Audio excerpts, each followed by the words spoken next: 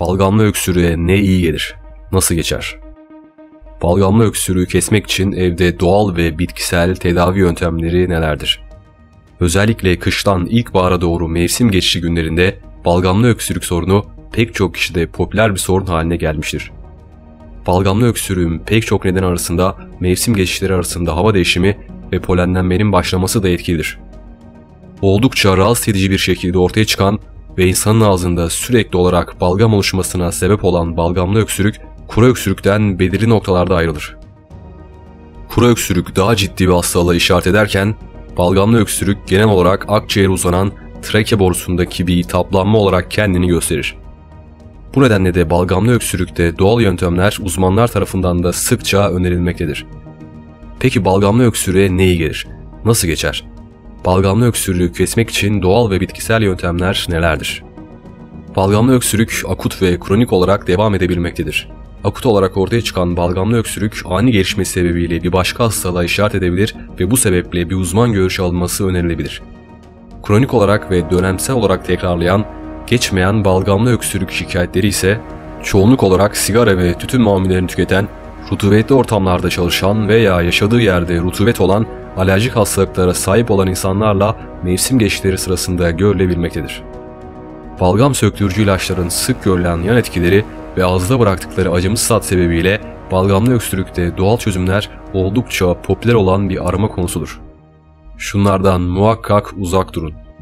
Sigara ve tütün ürünleri, nemli ve rutubetli ortamlar, ıslak veya nemli kıyafetler giymek, mevsim geçişleri sırasında düzenli beslenmemek. Bunlar balgamlı öksürüğün oluşmasında çok önemli bir rol oynamaktadırlar. Balgamlı öksürüğe ne iyi gelir? Zencefil ve zerdeçal doğal mucizeler arasında yer almaktadır. İçerindeki antibiyotik özelliklerle özellikle balgamlı öksürüğe karşı en çok önerilen yöntemler arasında yer almaktadır. Sık kullanım şekli olarak aktarlardan elde edebilecek olan kuru zencefil ve zerdeçalın bala karıştırılarak günde 3 tatlı kaşığı olarak tüketilmesi doğal balgam söktürücü etkisi gösterecektir. Balgam söktürücü bitkiler arasında yer alan rezene, içerindeki antiseptik özellikler balgama karşı temizleyici etkiye sahiptir.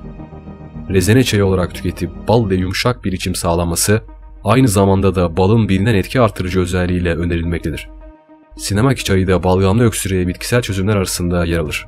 Ancak uzmanlar sinemaki çayının günde 2 seferden fazla tüketilmemesi konusunda uyarılarda bulunuyor. Yuvan perçemi balgamlı öksürüğe karşı oldukça etkilidir. Özellikle kronik olarak balgamlı öksürük sorunu yaşayan insanlarda hızlı ve etkili bir çözüm ortaya sunmasıyla popüler bir kullanıma sahiptir. Kapsaisin balgam söktürücü etkisiyle oldukça etkili bir maddedir. Kapsaisin biberin ana maddesi olarak ortaya çıkmaktadır. Günlük belirli bir miktarda ve bilinçli olarak tüketilen biberler içeriğindeki kapsaisin vasıtasıyla ciğerlerde oluşabilecek herhangi bir iltihaplanmaya karşı da etkili bir savunma ortaya koyar.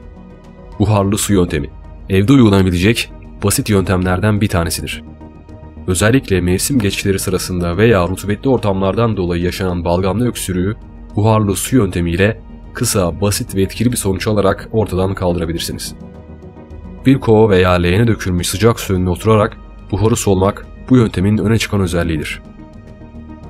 Limon, nar, portakal ve greyfurttan oluşan özel bir karışım. Balgam söktürücü kül olarak mucizevi bir etkiye sahiptir. Genel olarak C grubu vitaminlerin çokça barındıran bu karışımda birer adet olmak üzere sayılan meyvelerin suyu sıkılarak tüketilir.